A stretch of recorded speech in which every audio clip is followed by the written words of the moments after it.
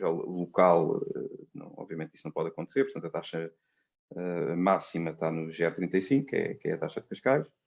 Aqui à volta temos taxas à volta do 0,32, 0,33, sendo a taxa mínima 0,3. Eu vou aqui primeiro dar um pequeno briefing do porquê e depois vou também dar alguns números, mas nada de muito maçador. Portanto, será para nós percebermos mais ou menos aqui a nível de Cascais, estamos a falar de uma receita em torno dos 50 milhões de euros por ano.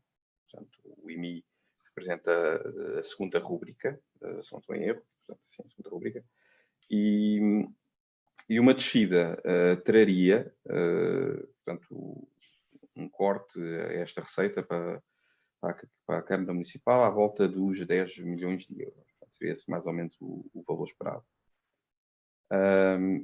Ora, 10 milhões de euros no orçamento da Câmara de Cascais não se pode dizer que seja insignificante, não é? Estamos a falar no valor à volta dos 4%, mas tendo em conta também quer os valores que a própria Câmara tem em reserva e quer também toda a receita extraordinária que existe. Obviamente agora o Covid vai mudar um bocado os números, mas acredito que muitas delas vão manter altas. O IMI, eu acredito que tem margem para baixar e acho que deve baixar, está muito, muito elevado. Portanto, representa um imposto sobre a propriedade, portanto, um imposto sobre algo que nós já adquirimos, que muito provavelmente na aquisição pagámos também um imposto pela aquisição, portanto pagámos o IMT. A seguir temos que pagar este IMI, que é uma taxa de manutenção da propriedade, que se não o pagarmos somos penhorados e perdemos a propriedade, portanto é todo um jogo de obrigações que nos acaba por tirar o direito à propriedade. A nível de impacto de contas, Cascais, obviamente que esta medida para Cascais, nós às vezes vemos isso nas redes, não é? Cascais é tido como, não é o concelho mais rico do país, mas é tido como, provavelmente, a nível de percepção, que creio que provavelmente será um dos concelhos mais ricos do país. E sempre, e quando alguém de Cascais vem e pede uma descida de um imposto, há um certo gozo, não é? Porque, não, em Cascais está tudo bem, vocês podem e tal, só dão um beijinho, pagam, ganham todos, são todos ricos. Pronto, mas isso, embora isso, em parte, na percepção seja verdade, isso não obriga que quem está no município de Cascais tenha que fornecer muito mais recursos à Câmara Municipal do que aqueles que a Câmara Municipal necessita. E neste momento nós temos a Câmara Municipal e o orçamento camarário com superávites, obviamente que depois já há os planos a 4 anos não são, mas o deste ano sim, e há perfeitamente margem para devolver algum rendimento aos cidadãos, porque também Cascais não é feita unicamente de gente rica e também precisam e devem ter o seu dinheiro de volta se esse dinheiro não é necessário da lado da autarquia.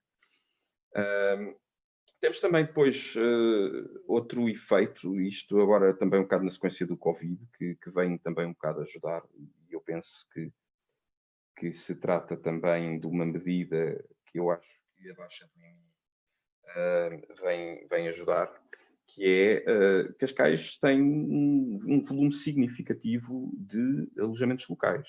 Okay? Portanto, Cascais tem à volta de 6 mil alojamentos locais com 10 mil camas.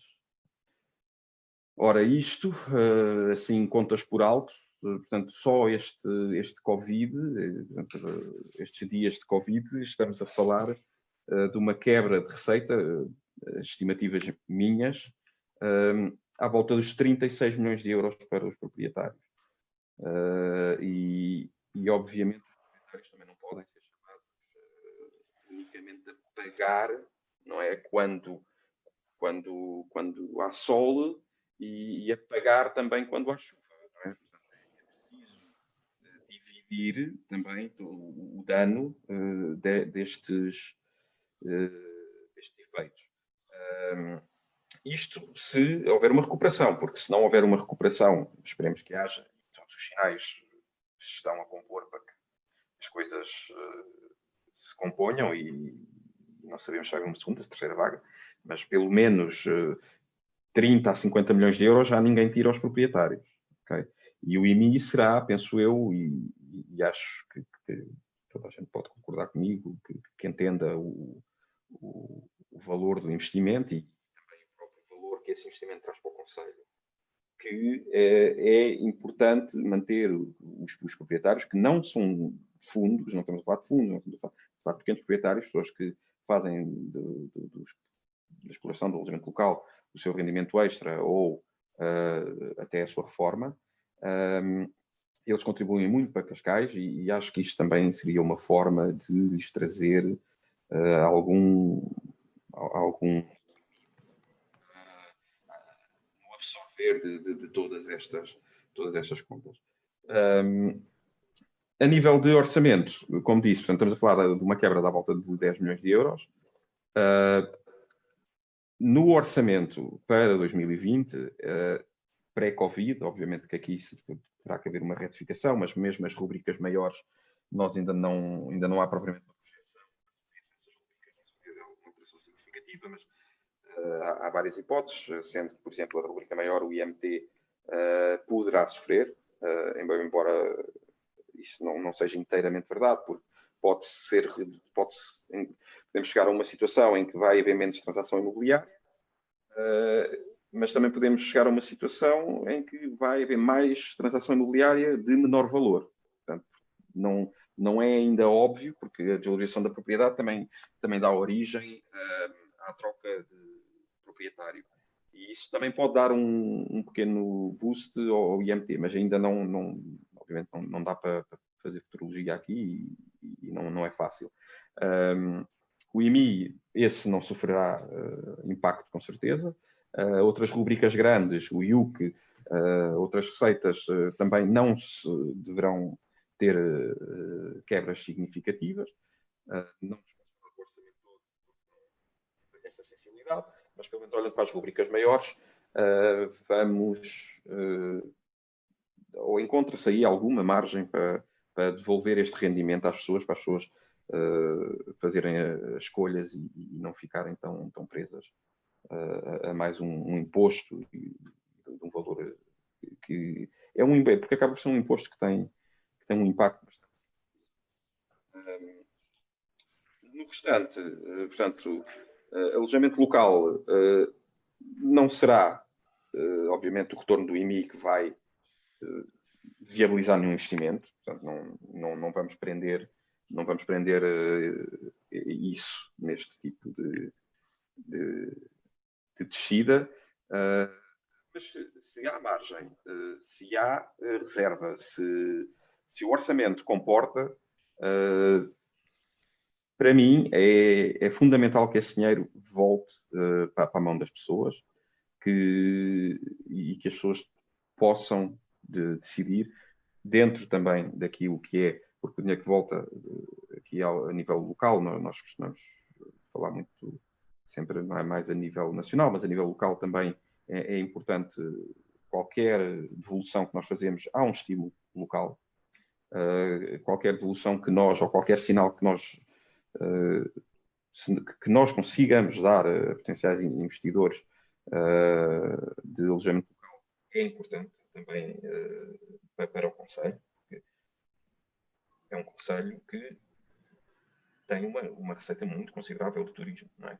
Portanto, nós fizermos, estamos a falar do número de dormidas o ano passado, não estou em erro, não sei se este número está certo, mas estamos a falar à volta de 1 milhão de dormidas. Portanto, tudo isso é receita de turismo. Portanto, temos aqui uma casa de comunicação. Eu vou pôr a casa de comunicação em mute porque há um som de fundo. Está ali um sonzito. Jorge, Força. isto se tornar mais interativo, porquê este imposto e não outro? Porque, olha, boa pergunta. Porque este imposto e não outro? Porque isto, só para teres uma ideia, isto é a nossa primeira iniciativa. Portanto, a nível de núcleo, o núcleo de Cascais é recente, ainda não fez um ano, ou já fez, não sei se já fez um ano. Já fez um ano? Não tenho certeza. Fez um ano, já fez um ano. Fez agora há pouco tempo. E isto acaba por ser a primeira iniciativa local. E para além é uma iniciativa onde há um consenso, tem um consenso simples, portanto, para nós, a nível de partido local, nacional, há um consenso generalizado sobre esta temática. Portanto, ou seja, imagina, não foi preciso uma discussão muito alargada, não é? Portanto, acho que entre nós, quaisquer 15 minutos, chegámos a um consenso sobre este assunto. É fácil transmitir também, portanto, para nós podermos transmitir às pessoas aquela conversa que nós temos sempre tido desde o início, que é nós trazemos ideias novas, portanto, nós trazemos todo um plano político novo e as nossas ideias às vezes encontram alguma barreira que não é muito permeável. E baixar o IMI é fácil de transmitir, não é? Portanto, tu tens um imposto, este imposto tem aqui um intervalo no qual pode ser mexido e nós vamos querer mexer, ou querer apresentar, obviamente, a petição para mostrar que há vontade de baixar este imposto, de trazer, pelo menos, uma pequena diferença às pessoas, mesmo que ela não seja brutalmente significativa. Permite ao Jorge acrescentar, é também um imposto que depende, a decisão do valor depende da Câmara Municipal de Cascais e não do Governo Central. Obviamente que o esforço que este núcleo está a fazer tem uma grande componente local e, portanto, nesse sentido é que achamos que o IMI deve ser, a Câmara devia descer o IMI, não é? Portanto, é um imposto, o IMI em si não depende da Câmara, mas a definição da taxa dentro do intervalo que é possível depende da Câmara. E a maior parte, mais de metade das câmaras em Portugal têm IMIs mais baixos que o nosso. Portanto, achamos que estamos completamente desfasados da realidade de todos os conceitos. Lisboa está em 0,3, o Eira e Sintra estão em 0,32 e 0,33. Portanto, por que é que nós devemos ter um valor tão alto?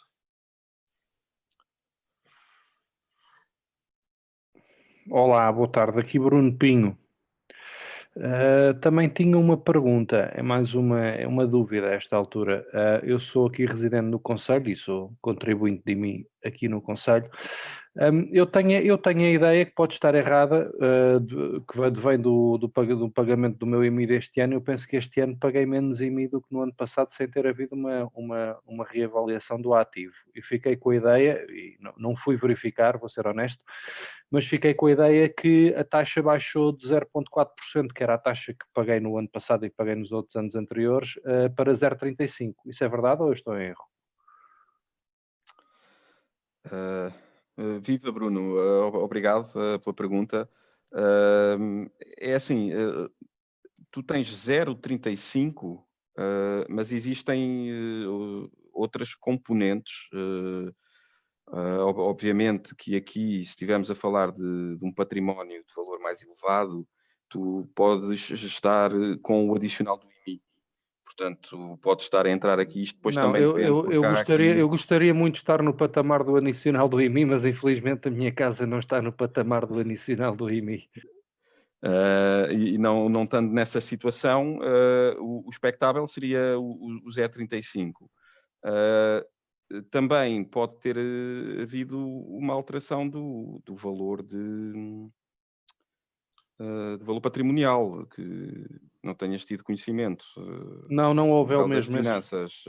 Esse não houve, esse é o mesmo. Portanto, se não houve a nível de transmissão de propriedade, nem, portanto, se não foste às finanças pedir uma reavaliação, portanto, é porque este valor incide sobre esse valor. Tendo estas duas variáveis, eu, muito honestamente, não te consigo explicar qual é que foi o critério. Se calhar... Mas eu respondo. Estamos a assumir que não houve alteração em nenhum dos coeficientes que dão origem ao cálculo do IMI, do coeficiente de tristeza, etc., e que não houve nenhuma alteração nas deduções que os agregados familiares, em certas alturas, têm direito de família e não sei o quê. De facto, a taxa de IMI tem vindo a descer. Eu acho que não foi de 0,4 para 0,36. Ela tem vindo a descer 0,01 todos os anos. Isso faz parte do programa político da coligação. E o que a coligação, ou o que o Presidente da Câmara anunciou, é que tenciona continuar a descer 0,01, assim o permita o orçamento. Portanto, se isso acontecer, daqui a 5 anos estaremos na taxa mínima que é atualmente possível. O que nós achamos é que não devemos esperar 5 anos, devemos já, para o próximo ano, quando pagarmos o IMI em relação a 2020, pagar já a taxa atualmente possível, a mais baixa possível, daquilo que depende da Câmara Municipal. E achamos que isso é importante. É importante, é possível de fazer, não tem implicações por aí além em termos de orçamento, e é justo que o façamos em relação a devolver rendimento aos contribuintes, principalmente agora neste período em que muitos deles vão ter, e já têm, alguns constrangimentos financeiros. Portanto, agora é a altura de devolver rendimento às famílias, para que as famílias possam gerir melhor a situação dentro de todas as condicionantes que têm. Não sei se respondi à tua pergunta, Bruno. Ficou respondido, obrigado. Ou seja, tem havido, pelo que eu percebo, tem havido uma descida gradual do IMI de 0,1% por ano, e a posição da Iniciativa Liberal é que o 0,36 não há qualquer razão agora para que não possa ser acelerado em vez de 0,1 por ano para 0,30 já no ano seguinte. Sim, e até porque a descida vai até ao 0,34 ou 0,33, se não estou em erro. Portanto, essa descida só, em princípio, será aplicada agora para 2021 e provavelmente ficaremos no patamar do 0,34.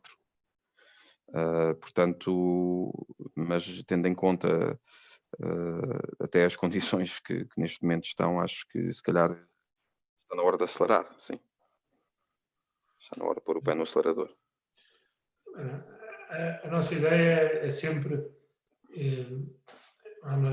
fugir um pouco daquele ciclo vicioso, e muitas vezes entramos, de que é sempre preciso mais dinheiro para fazer o que quer que seja.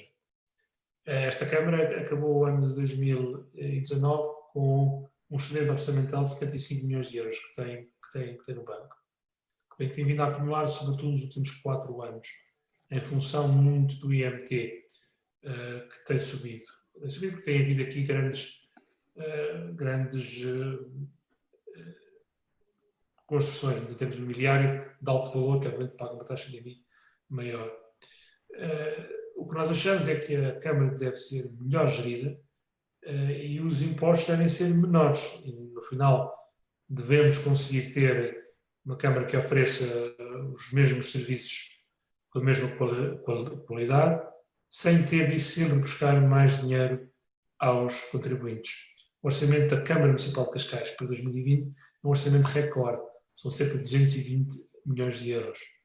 É o segundo ou terceiro, depende exatamente como é medido, orçamento autárquico a nível nacional. Só por trás do de Lisboa, e depois depende exatamente de como o calcularmos, pode estar à frente do Porto, ou aproximadamente igual ao do Porto, do Conselho do Porto. Portanto, é muito dinheiro e nós achamos que muito deste dinheiro não está a ser devidamente aplicado e estaria melhor aplicado do lado dos contribuintes. Obrigado. Duas perguntas no seguimento disso que acabaste de mencionar, Miguel. A primeira é qual é a principal rubrica, então, do que compõe as receitas do Orçamento de Cascais?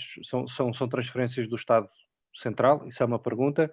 A segunda é Mencionaste que é o segundo ou terceiro maior do orçamento do país. Vocês já pensaram em fazer uma análise per capita? Porque imagino que Cascais não seja o segundo ou terceiro concelho mais populoso do país e, portanto, numa análise per capita, comparando com outros concelhos, possivelmente seria possível demonstrar que per capita realmente é um orçamento super elevado. Eu respondo a isso por ao Jorge e depois tu acrescenta o que tu achares.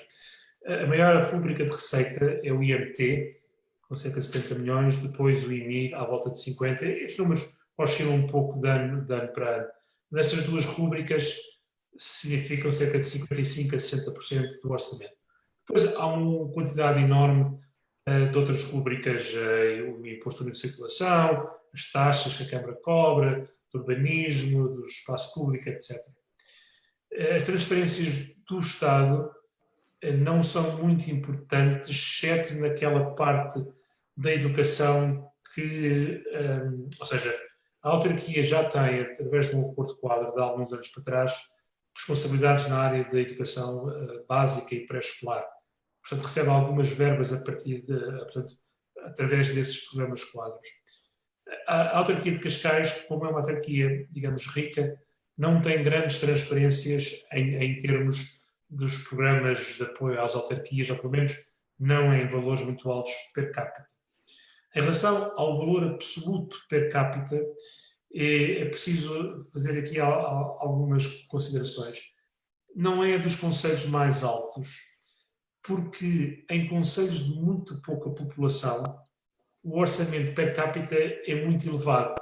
Não porque ele seja, em valor absoluto, muito elevado, mas porque o valor das transferências do Governo Central para as autarquias, que são muito pequenas, é, em termos per capita, muito elevado.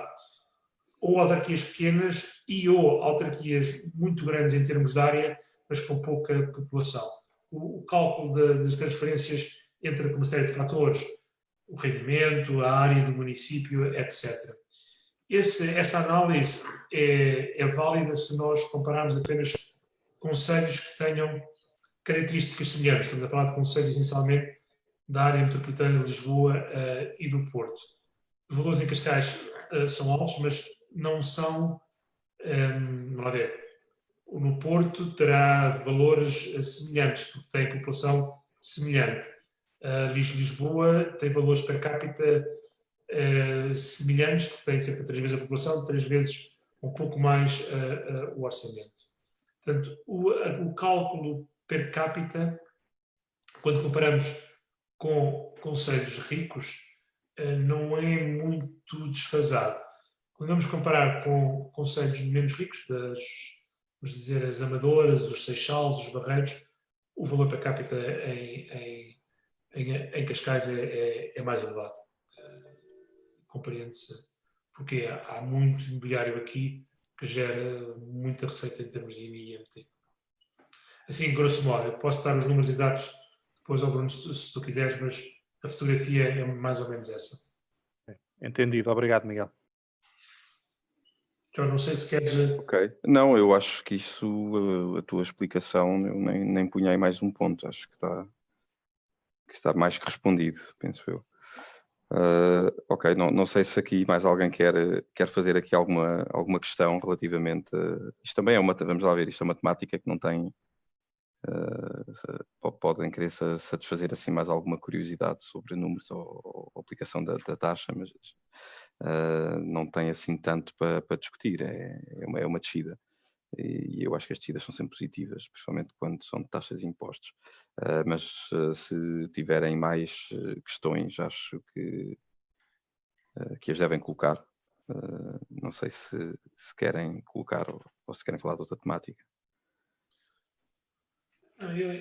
Eu tenho sempre, isto é um café liberal e isto é uma discussão, nós estamos um pouco aqui para trocar ideias e ouvir o que as pessoas pensam, não temos nada de chegar a uma conclusão absoluta. Eu tenho sempre um comentário que é o que eu faço, que é, nós temos sempre uma grande dificuldade com dados.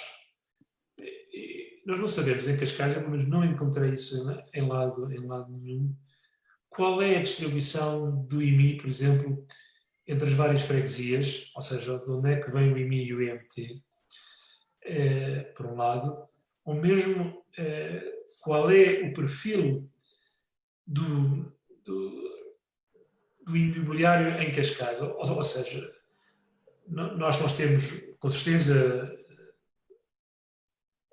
apartamentos e vivendas que pagam um IMI muito grande, ou indivíduos que pagam um IMI muito grande porque são proprietários desses imóveis, mas devemos ter também, especialmente as freguesias de São Domingos de Rana e Alcabidez, uma grande parte da população com valores de IMI baixos, valores, se calhar, grandes para o rendimento que essas pessoas têm. E toda esta análise era muito mais completa e muito mais interessante se nós tivéssemos esses dados, mas não temos. É um problema que é transversal a muitas outras áreas, que é a falta de dados detalhados para se poder fazer uma análise profunda, eventualmente propor uma solução profunda de toda esta temática. Enfim, é um desabafo mais do que outra coisa. E é válido para muitas rúbricas, não é? Não... É válido para muitas coisas. Para muitas rúbricas. Tu acabas por ter certas... Tu vais dar um orçamento da Câmara Municipal e embora saibas quem recebe o quê ou de onde recebes o quê, não tens as ferramentas para fazer um entendimento lógico. Toma lá, está aqui, são estes os valores. Como até algumas despesas a nível de valores de apoios a certas instituições, acabas por não saber bem o retorno que tens ali, não é? Sabes que aquele dinheiro é fornecido, mas não sabes em troca do quê. Não existe uma análise séria, vamos lhe chamar assim, da aplicação. Eu penso que essa ideia se calhar seria interessante, porque eu não sei se não poderias ter algumas surpresas. Não é? Sim, nestas coisas há sempre surpresas. Eu sou um grande defensor da transparência, ou seja, sim, quanto mais informação estiver disponível, melhor para todos. Faz duas coisas. Uma elimina ou reduz a dúvida e a desconfiança que o cidadão possa ter na administração pública. Porque há sempre pessoas que pensam, eles não estão a fazer isto bem, estão a ficar com dinheiro para eles, ou não sei o que, não sei o que mais. Isso às vezes também não é justo. As pessoas que estão a trabalhar na Câmara têm todo o direito de ser tratadas como pessoas honestas, se o forem. Mas, de facto, gera sempre a dúvida, e não devia gerar a dúvida. Os dados deviam estar lá e portanto, aquilo não ser discutível. E, por outro lado, o facto de ser transparente leva também a que haja muito maior monitorização daquilo que está a ser feito. E a tentação de fazer alguma coisa menos transparente, ou menos bem, ou menos honesto, ou menos legal, é menor, porque o risco de ser exposto é maior. E o facto de não haver esta transparência, eu acho que vai ser preocupante, porque eu diria que, como autarca, eu quero, ou devia querer, demonstrar que tudo aquilo que eu faço é absolutamente transparente. E não deixar aso a que a dúvida fique. Não chega a dizer isto fizemos tudo de acordo com a lei. É preciso que haja maneira do cidadão normal, se assim desejar, o verificar. E às vezes o cidadão normal duvida. E quando começa a haver dúvida sobre a seriedade das instituições, não estamos bem, em geral. Sim, concordo. É o que diria. A informação é a melhor forma de justiça. Não é poder, não é? Não, mas e até de justiça, de decisão, portanto, as pessoas informadas acho que são sempre melhores, sem dúvida alguma. Não acho que vá... Eu acho que esse é um dos grandes desafios que nós temos, enquanto sociedade, é a transparência das instituições públicas. Ainda há muita resistência a partilhar informação. Uma resistência que é endémica, diria eu. Sim. Partilham, a informação muitas vezes é limitada, resume-se a médias, nem sequer desvios padrões há, coisas do género, e aquilo já vem um bocado mastigado. Tu tens países onde os rendimentos das pessoas são públicos, não é? Sim. Isso aqui Na Noruega, na Noruega, eu acho que em Portugal é tabu, não é? Portanto, há toda a problemática, toda e qualquer tema que envolva dinheiro em Portugal automaticamente é tabu. E isso acaba por passar para as instituições, porque eu até acredito, imagina, na maior parte das vezes, eu acho que na generalidade dos casos, as pessoas estão de boa fé e de boas intenções. Mas como há este tema tabu das pessoas terem medo de ser julgadas, de gastarem mais ou de serem julgadas porque utilizaram uma verba numa preferência ou em algo que podem ter mais dificuldade em justificar, preferem, portanto, a opacidade à transparência e obviamente, o custo político, neste caso, dessa escolha. Portanto, fica mais fácil, portanto, esta opacidade toda do que andar a ter que justificar. Eu também entendo que, imagina, para quem olha para certos orçamentos de instituições como uma Câmara Municipal, vê lá muita coisa que não percebe. Que não percebe como é que é possível, não é? Mas se formos a ver bem, um concelho é um território e um território tem que ter as suas despesas. Agora, a gestão desse território, quanto mais transparente e mesmo com más escolhas, eu prefiro a transparência e saber da existência das más escolhas e viver com isso, mas obviamente eu sei que se calhar não sou uma maioria, porque entre nós acho que conseguimos todos chegar à conclusão que somos todos muito compreensivos e até na maneira como estamos na política, não é aquilo que eu chamo uma política predatória. Mas obviamente que a opinião pública depois faz aquelas questões de porque é que este dinheiro está a ser gasto aqui, porque é que este dinheiro está a ser gasto ali, mas eu acho que é preferível até ir educando as pessoas, e lá está aquilo que estavas a dizer, informar as pessoas, não é? Para explicar a uma pessoa que abrir uma vala de 1 metro de profundidade durante 1 quilómetro custa 1 milhão de euros ou 800 mil euros. Não é? E com essa percepção, as pessoas não só aprendem, como ganham informação, como passam também a poder até intervir no município e na vida do dia-a-dia de uma forma muito mais válida. E de hoje à amanhã, tu olhas para uma rubrica de orçamento ou ouves qualquer coisa na televisão a nível do dinheiro dos teus impostos estar a ser gasto em algo que te dizem que é para ti e que é para te fornecer e para aumentar a tua qualidade de vida, e tu perceberes se aquele valor faz sentido ou não. E se não fizer sentido, tu aí podes começar a fazer as diligências próprias junto das pessoas que estão à frente dessa decisão. Com os orçamentos e com os papéis e com todo qualquer um dos documentos que tu vais buscar,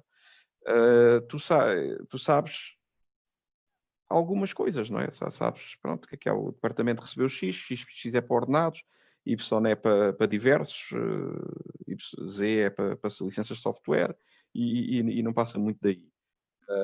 Existir até uma comunicação mais direta, o que é que nós fizemos, o que é que se fez. Às vezes depois também pode ser, não é? Depois tens aquela crítica de ser propaganda, mas eu acho que não, eu acho que é interessante e eu acho que qualquer executivo consegue transmitir, pelo menos, aquilo que são os resultados do seu bom trabalho a nível de uma informação clara de propaganda, portanto não é por aí.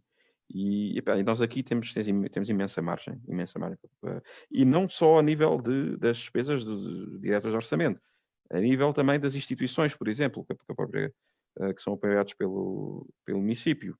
É outro sítio onde é importante também teres algum feedback, portanto há uma transferência para um determinado grupo de instituições, teres também algum feedback a nível dessas transferências, para onde é que o teu dinheiro está a ir, de qual é que é o proveito. Eu estou a transferir do meu orçamento 1 milhão de euros para aquela instituição. Quantas pessoas é que eu pude ajudar com esse dinheiro? comparando com outra instituição, quanto é que essa instituição está o meu dinheiro mais bem aplicado nesta instituição ou naquela instituição? Devo aumentar o dinheiro desta instituição? Devo reduzir o dinheiro da outra? Neste momento não temos nada disso. Não é? Não temos. Não temos mesmo opções. Pronto, temos uns papéis que nos dão uns números, mas não há grande decisão. Não, isso não existe. Existe um regulamento que rege os critérios através dos quais são feitas as subvenções, e nesse orçamento vem uma série de dados que são pedidos antes e depois da subvenção ser concedida, mas esses documentos não são, que eu saiba, públicos. Eu também não os encontrei em lado nenhum, pelo menos no site da Câmara, e já tenho visto aí nos comentários de que não há necessariamente uma grande monetização após as subvenções terem sido feitas. Eu não sei se é verdade ou não. Então eu não quero aqui dizer uma coisa que não seja totalmente correta, mas a verdade é que tu tens os dados das subvenções que a Câmara faz, que têm que ser declarados todos os anos publicamente. Isso a Câmara tem feito. Agora, o que deu origem a essas subvenções, as que não foram aceites e porque é que não foram aceites, e todo o processo de decisão, isso não é público. Pelo menos não está disponível publicamente, e é uma pena. É uma pena, mas é o que é. É o que é. Eu queria convidar ao Jorge, se não te importas, aqui o Afonso e o Daniel, que têm estado a ouvir atentamente, enquanto nós aqui monopolizamos um pouco a conversa, para convidá-los, se nos querem fazer alguma pergunta sobre este tema ou sobre qualquer outro tema relacionado com a iniciativa liberal em Cascais, nós temos todo o gosto em responder. E vamos rodando aqui um pouco nós também as pessoas que estão a responder. Se calhar perguntava ao Afonso se tem alguma questão. Também, se não tiver, também não há problema. Eu assumo que não tenha. E ao Daniel, que está em mute, se tem alguma questão? Também não. Não, obrigado, Miguel. Não, por acaso não, eu estou aqui um bocado aliado. Estou a ouvir, estou a registrar informação, mas não estou no ativo. Pá, obrigado, pá, força, pá, estas coisas fazem muita falta. Obrigado, Daniel. Obrigado. Muito obrigado. Muito obrigado. Eu tinha uma última pergunta, que se calhar rodava aqui pelas outras pessoas que estão, ou seja, o Jorge, em vez de te perguntar a ti, perguntava ao Vasco e à Polina e ao António Amaral, que estão aqui em linha também, um pouco a visão deles sobre o peso e o impacto do IMI nos orçamentos das respectivas famílias. O António não mora aqui em Cascais, mas pode opinar na mesma. O Vasco e a Polina são daqui. Começava, se calhar, pelo Vasco. Se me está a ouvir o Vasco? Não. Eu, na altura, agora não me lembro bem, mas sei que o número é mais ou menos... que o número até não era assim tão baixo quanto diziam. Por isso é que eu até tinha uma questão para o Jorge nesse aspecto, porque quando lançámos a petição, mandei para muita gente, e algumas de esquerda, que me diziam que este imposto era o mais igualitário e que os ricos pagavam mais e os pobres menos. E que, sendo este um conselho rico, tinham que pagar. Portanto, agora queria que o Jorge, se pudesse esse tipo de questões. Portanto, a questão da equidade do imposto, não é? É assim, tu aqui a nível de Cascais, obviamente que tens um património aparente, ok? Caro, mas não te esqueças que o IMI incide sobre o valor patrimonial. E esse valor não é necessariamente, ou não está necessariamente ligado com o valor de transmissão do próprio imóvel. Ok? Ou seja, tu podes comprar uma casa por 1 milhão de euros, vamos imaginar, e essa casa nas finanças está registada com 100 mil. Okay? E tu pagas o IMI sobre esses 100 mil. Obviamente que na altura da compra pagas o tal IMT. Sendo também, vamos imaginar, tu tens uma transferência de propriedade, pagas o IMT e a seguir ficas com a propriedade. Não é de bom tom, até porque o IMI é um imposto recente, nem sempre existiu. Não é de bom tom. Mas antes tinhas CISA. Tinhas o CISA, sim. Mas mesmo o CISA também não... é de 92, penso eu, se não estou em erro. Acho eu, possivelmente. Não é justo tu comprares um bem e teres que pagar uma renda sobre essa tua propriedade. Obviamente que qual é que será aqui o argumento? Mas estás inserido numa comunidade, a comunidade também tem os seus custos e tu tens que, obviamente, suportar esses custos da comunidade. Eu aceito essa observação, no ponto que a comunidade tem custos e precisa desses custos, mas esses custos devem ser transmitidos unitariamente e devem de ser cobrados unitariamente. Portanto, entregam-te água em casa, pagas a água que entregam em casa, entregam a eletricidade em casa, pagas a eletricidade que entregam em casa. Utilizas as estradas, pagas o imposto de circulação de estradas. Isto não tem a ver com nem é aquilo de ser liberal e pagar ou não pagar imposto. Tem a ver com a granularização do imposto faz com que tu consigas obter as métricas de eficiência desse imposto de uma forma mais clara. Até porque tu podes ter vários departamentos na Câmara, cada um com o seu orçamento, em que tu tens um departamento que está a fazer um fantástico trabalho e está-te a entregar um valor por euro muito bom, comparativamente a outros conselhos, e depois tens outros departamentos extremamente mal geridos, que depois vêm o seu orçamento compensado com transferências de impostos como o IMI. E a conclusão... E não é que isto seja errado, porque obviamente tu quando fazes uma gestão e tens vários departamentos, os teus departamentos não vão ser todos perfeitos e uns vão te entregar melhores resultados que outros e outros até podem ter, mas tu tens que saber disto e isto tem que ser do teu conhecimento e até para quem exerce, para quem te entrega os serviços, como o Miguel estava a dizer, porque os próprios funcionários de qualquer departamento, qualquer câmara, qualquer empresa, qualquer organização, merecem ver o seu valor reconhecido. E tu aí acabas por criar todo um sistema difuso de distribuição de capitais, de valores, que faz com que os méritos, inclusive das pessoas e dos departamentos, se diluam nisso. Agora, quem tem mais deve pagar mais. Tudo bem, eu aceito isso. E não é por aí também que vais buscar a equidade que procuras. A equidade que tu procuras é um equilíbrio entre as pessoas pagarem essencialmente aquilo que podem, mas também do lado do Estado e dos municípios e todas as organizações, não gastar mais daquilo que devem também, porque isso também é o lado da balança. E quando te dão esse discurso, e tu aqui, por exemplo, no nosso município tens esse exemplo, em que chegas ao fim de um ano com um superávit de 70 milhões de euros, não é? Portanto, um superávit maior que, por exemplo, o país nunca teve, ou teve agora só o ano passado.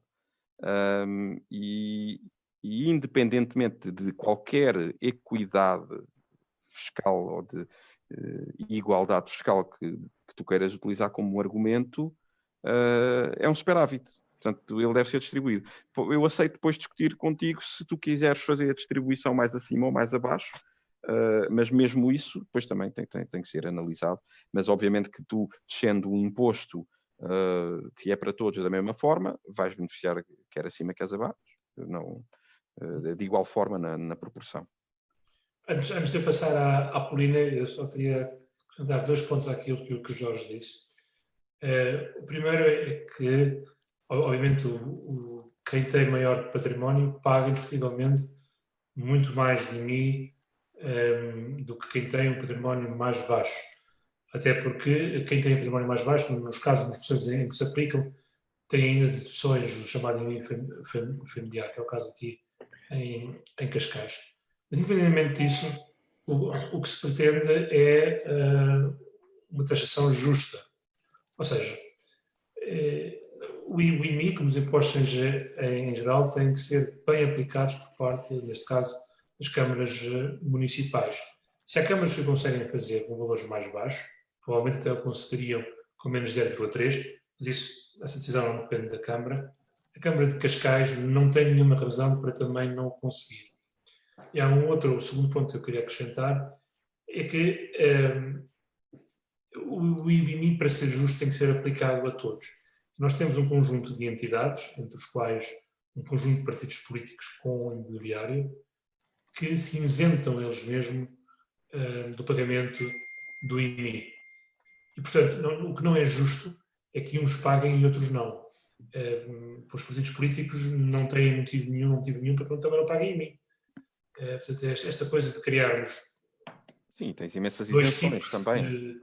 de cidadãos, por assim dizer, ou dois tipos de entidades, não é justo. E poderá haver outras isenções que nós podemos discutir se fazem sentido ou não. Mas o que pretende é um imposto que seja justo. Enfim, podemos concordar se o IMI é um imposto justo ou não, mas a nível autárquico, aquilo que depende da autarquia é apenas a definição da taxa, e essa achamos que deve ser mais baixa, e por isso talvez ser mais baixa ainda, se fosse possível, mas isso não depende da Câmara. Agora passo sim à Paulina, enfim, nos dá um pouco a opinião que ela pensa do IMI, se nos está a ouvir, se não nos está a ouvir, também não... Olha, antes de passarmos à Polina, também pode ser uma pergunta para ser respondida por ela, mas também pelos outros intervenientes nesta chamada. E tendo consciente perfeitamente que o que eu vou perguntar não é uma pergunta necessariamente de âmbito autárquico, e talvez mais de âmbito nacional da Iniciativa Liberal, mas porque é que não falamos também um bocadinho sobre... Por exemplo, o facto, o IMI é um imposto sobre património, ok? É um imposto sobre, e o património é por definição, rendimentos já oferidos, rendimentos poupados, ok? Como é que se posiciona, como é que a Iniciativa Liberal se posiciona filosoficamente neste campo de impostos sobre património versus impostos sobre rendimento versus outros tipos de impostos que não são sobre rendimento, por exemplo o IVA, que é um imposto sobre o consumo? Porque, do meu ponto de vista, eu darei a minha opinião, é uma opinião pessoal, eu claramente considero impostos sobre rendimento, que é impostos sobre toda a nova riqueza que é gerada numa economia todos os anos, eu considero que são impostos mais adequados, ok? E que também são proporcionais aos rendimentos, seja com taxa fixa, como a Iniciativa Liberal tem no seu programa das legislativas, seja com as atuais taxas de escalão, são impostos proporcionais, quem recebe mais paga mais. Porém, outro tipo de impostos, como é exatamente o caso do IMI, que é um imposto sobre o património, realmente está a penalizar mais quem poupou, porque quem paga esse imposto é quem poupou, quem pôs de parte de rendimento passado não consumiu para poupar para comprar uma casa, versus alguém que não tem essa casa, que não comprou uma casa. Quem não comprou uma casa paga renda, mas não paga IMI. Quem comprou a casa está a pagar o IMI, não é um imposto sobre o rendimento. E às vezes dá-se o caso extremo, por exemplo, alguém que tenha um património elevado, mas não tenha uma fonte de rendimento. Quem tem um património e não tem uma fonte de rendimento, tem de pagar IMI à mesma basicamente sobre rendimento passado, sobre poupança que foi feita. Volto ao caveat inicial que eu fiz. Eu sei que isto não é um tema necessariamente de âmbito autárquico, porém, mas como estamos no tema de falar do IMI, também um bocadinho mais filosoficamente, como é que vem um bocado filosoficamente este tema dos impostos sobre o património? Ok. Eu posso responder, mas eu, se calhar, até para dar a oportunidade ao António Amaral de falar também, que não é membro do Conselho Executivo da Iniciativa Liberal, e está, enfim, num patamar, enfim, mais focado a nível nacional do que nós estamos. António, não sei se nos estás a ouvir, eu já vi que tiraste o microfone de mute. Se queres dar em 2 minutos uma uma perspectiva sobre este tema dos impostos sobre o património. Olá, meus caros, conseguem ouvir-me? Eu tenho o microfone cronicamente meio avariado. Sim. Está bom? Mas está bom, está bom. Está perceptível. Sim, eu até preferia dar mais a minha opinião pessoal do que o que poderia ser entendido como uma posição da Comissão Executiva. Portanto, se estiverem de acordo, falo a título pessoal e num nível de mais de exercício do que de policy, né? Tanto o Jorge como o Bruno tocaram aqui em dois pontos que a mim, de novo repito, a nível pessoal, são muito caros. Número um, na minha opinião, os impostos, e já lá vamos à questão do património, os impostos deviam ser, na medida dos possíveis, substituídos por taxas. E as taxas que são devidas. Foi praticamente o argumento que foi feito pelo Jorge. Uma pessoa consome X metros cúbicos de água, paga X metros cúbicos de água. Consome uma certa quantidade de recolha de resíduos sólidos, paga essa recolha e assim por diante. A alocação, porque, atenção, nós somos contra carga fiscal excessiva, mas há serviços particularmente urbanos que têm de ser pagos. Se são usufruídos, têm de ser pagos pelas pessoas. Depois podemos discutir se deviam ser privatizados, se deviam ser mais... Enfim, como é que devem ser geridos tudo o resto. Mas serviços que são prestados têm de ser efetivamente pagos. Neste sentido, depois existem preocupações de segundo nível, que é, enfim, se a alocação destes serviços às pessoas está bem feita, se é por uma captação, se é por outro, enfim, por outros indicadores quaisquer, mas é, quanto a mim, de mais elementar justiça que as coisas sejam proporcionais ao consumo. Se vocês têm uma mansão no centro de Oeiras com uma senhora que vive lá, a senhora se calhar pode gastar uma fortuna em água para jardinagem, como pode gastar uma ninharia para o seu chazinho todos os dias. Portanto, não, repito aqui o exemplo, devia pagar exatamente aquilo que precisa e eventualmente mais um X para cobrir overheads de gestão. Isto é mais fácil do que parece, é mais fácil de dizer do que para implementar, mas eu acho que devia ser um princípio guiador da nossa relação com o poder local. Dito isto, relativamente à questão do património, bem, eu concordo no geral com o Bruno, parece-me imoral estar a tributar a riqueza que já foi gerada. Eu dava um passo ainda atrás, quer dizer, não existem argumentos à prova de bala para quais são os domínios que devem ser tributados. Enfim, são tudo... Enfim, o que se fala, enfim, a discussão está mais a um nível utilitário do que de princípio. Eu, à partida, acho que deve ser tributado aquilo que acaba por gerar, por multiplicar menos a riqueza, mas isso é também altamente controverso. Agora, uma coisa que nós liberais não nos podemos conformar é com esta noção de expropriação progressiva que ocorre quando não te tiram a enxada, mas quando te, ano a ano, cobram-te parte do valor da enxada. E isto é feito, parece que é quase de propósito estarem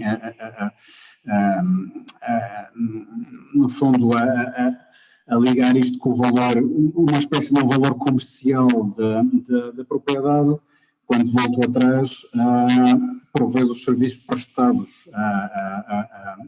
à propriedade não são iguais em todos os municípios. Se vocês forem ver Oeiras é altamente heterogénea. Há zonas onde os custos, o preço do imobiliário tem pouca correlação com o efetivo nível de serviços prestados. Se calhar até podíamos pensar em que os municípios pudessem cobrar IMIs diferentes, sendo que, de novo, melhor do que isso seria haver uma transparência da forma de composição do IMI e de novo, taxas aplicadas a diferentes. Portanto, eu não respondi às vossas perguntas, estive aqui a divergir e a fazer um pouco de ficção fiscal. No fim do dia... Deixa-me só adicionar-te aí uma variável, António. Sim. Não te esqueças que as empresas também pagam IMI Sim. e acaba por não existir uma correlação direta com o rendimento. Claro que sim. Claro que sim. E nem acho que devia ser com o rendimento, acho que deve ser com o consumo. Não... Sim, mas neste caso é um rendimento de capital próprio, portanto, és o dono do imóvel, mas pode não ter nada a ver, calhou seres dono do imóvel e a tua atividade não tem nada a ver com o valor do imóvel. Claro. E acho que nós enquanto liberais temos de estar preocupados com as pessoas e volta e meia caímos no erro de entrar em tecnocracias económicas, mas as tecnocracias económicas são importantes. Um dos fundamentos da liberdade é a propriedade. O facto de nós termos propriedade liberta-nos e dá-nos muitos graus de liberdade. Ainda hoje estava a falar com outros camaradas nossos que nós não defendemos, quer dizer, a razão pela qual nós defendemos liberdade económica não é tanto para fazermos a vontade aos patrões, porque, não sei se vocês estão a receber dinheiro no Panamá, mas eu não estou, não é? O facto de nós defendermos liberdade económica que está baseado na propriedade privada é porque isto permite, especialmente para os mais desprotegidos, poderem fazer a sua vida independente. E aqui incluem-se mães solteiras, africanos, muçulmanos, gays, toda a malta supostamente desprezada pela sociedade. E não só, e o cidadão comum. Aliás, enfim, agora, no ver, não quero estar a tornar isto muito pesado, mas um dos grandes liberais do século passado, Ludwig von Mises, dizia que se pudesse sintetizar o liberalismo seria a propriedade privada. Obviamente não é para fazermos idolatria da propriedade privada, é para termos noção que a nossa sociedade baseia-se muito em riqueza adquirida, consolidada e que serve de base para outros saltos. E a partir do momento em que se aceita que o nosso capital, neste caso imobiliário, seja progressivamente expropriado, taxado aos poucos e vemos indicadores muito preocupantes nestas lógicas de taxar imobiliário parado e não sei quantos, quer dizer, que isto é quase um roubo, quer dizer, é um roubo absoluto, não é? Quer dizer, em nome do coletivo, devemos estar muito preocupados. Agora, de novo, não podemos estar nestas filosofias, temos vários níveis de atuação e agora sim, ligando o chip da Comissão Executiva, esta iniciativa de Cascais foi fantástica porque tendo nós medidas a nível nacional, temos de qualquer ganho que se consiga localmente em qualquer imposto, especialmente nestes que nos são muito caros, não é? São para serem obtidos. Portanto, para já os parabéns, desejo as maiores felicidades e não vamos parar por aqui. Temos de fazer com que isto seja adotado por outros núcleos e por outros municípios para esse país fora. E é basicamente isso. Desculpa lá, larguei-me um pouco. Um abraço. Deixa-me aqui adicionar-te só, Bruno, que os impostos sobre o património acabam por ser também um refúgio de economias pouco competitivas, não é? Porque tu estavas a dizer, e bem, que nós devemos taxar em rendimento, mas isso em países pouco competitivos como o nosso tens um problema, que é o baixo rendimento, não é? E o imposto sobre o património, principalmente o património imobiliário, tem uma grande vantagem, que é o património imobiliário não foge, não é? Portanto, o património imobiliário não dá para exportar, o património imobiliário não dá para levar para uma qualquer offshore, e o património imobiliário, em caso de algum conflito com a entidade central ou com a entidade local, toda a gente sabe onde é que ele está. Portanto, é um imposto que eu diria que é fácil, não é? de aplicar, e não só ser fácil de aplicar, é fácil de garantir também que ele é entregue. porque caso contrário, perdes esse mesmo património. Portanto, ele tem um colateral nele mesmo de cobrança. E quando tu tens países onde o rendimento e onde a competitividade é mais baixa, eu diria que talvez deverá ser dos impostos mais apetecíveis, sem dúvida nenhuma. Não tens como fugir. Isso e a tentação do imposto sobre património, qualquer que ele seja, ou imposto sobre heranças. Exatamente. De vez em quando há aí uns lamirés que se vai retomar isso. Exatamente. Para já não, para já ainda não. Vamos ver daqui a uns meses, quando soubermos, teremos uma perspectiva melhor do impacto desta situação nas contas públicas, o que é que vem daí. Sim. Vamos ver este retificativo, não é? Este retificativo vai ser uma animação.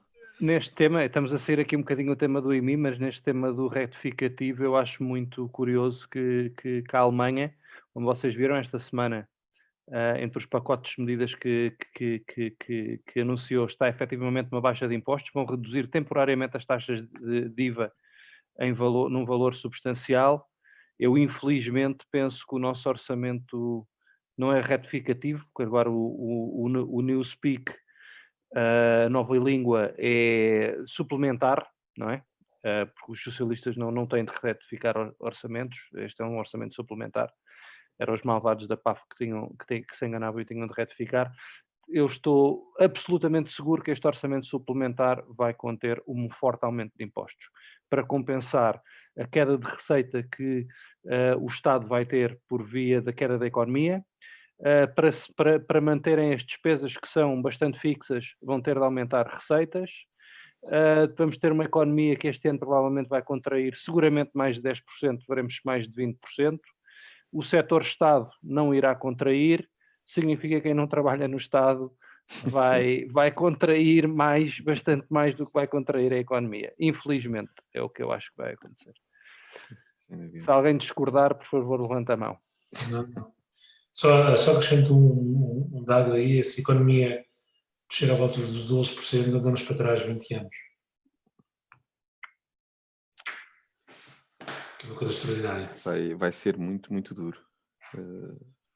Muito, muito duro.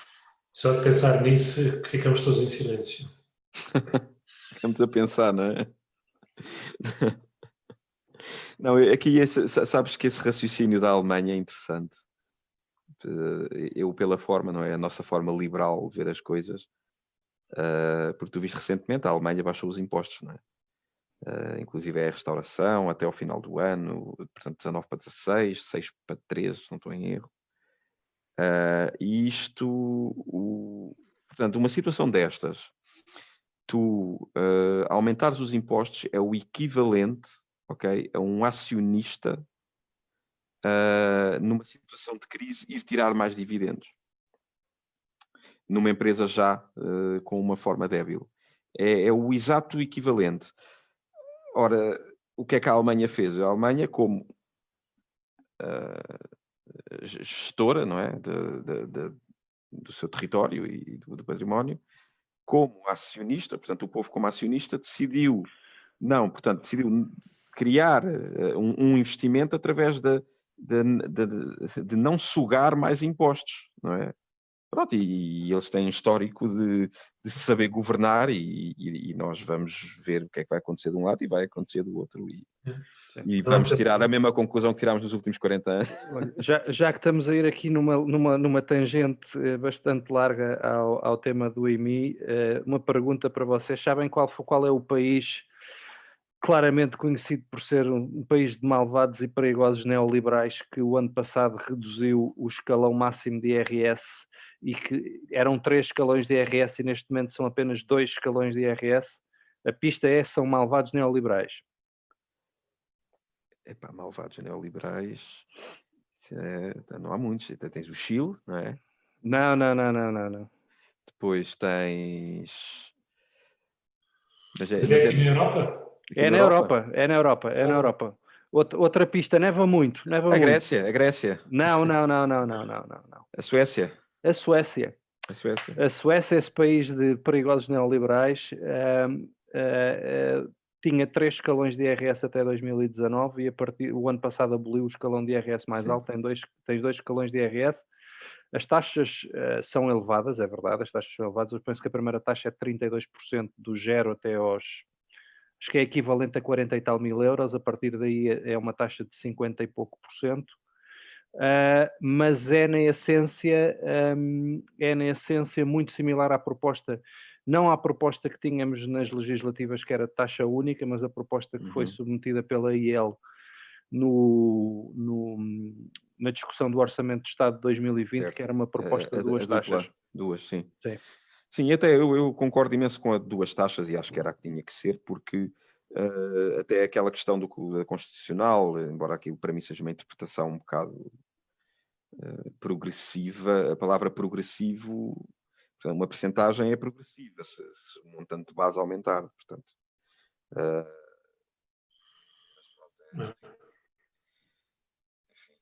Vamos ver. Já sabemos, não precisamos de ver, acho que já sabemos. Mas... Sim, eu não estou muito otimista. Não é bom que venha aí. Nada bom. Enfim. Mas compete-nos a nós não baixar os braços, tanto possível. Olha, nós tínhamos previsto terminar isto às 7, são agora 7h20. Eu ia apenas perguntar se mais alguém quer perguntar alguma coisa ou fazer algum comentário.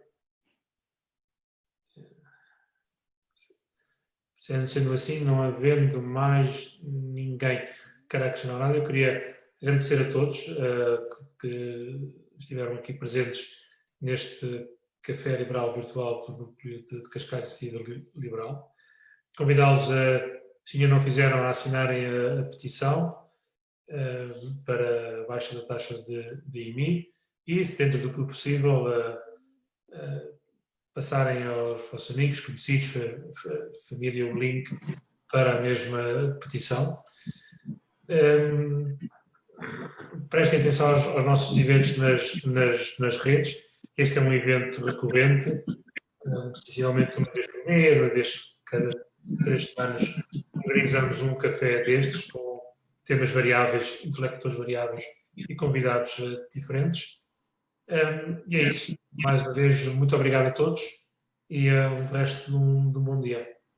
Eu vou agora desligar o link do Facebook e terminar esta videoconferência. Boa tarde a todos e obrigado. Obrigado, Miguel. Boa tarde a todos. Adeus.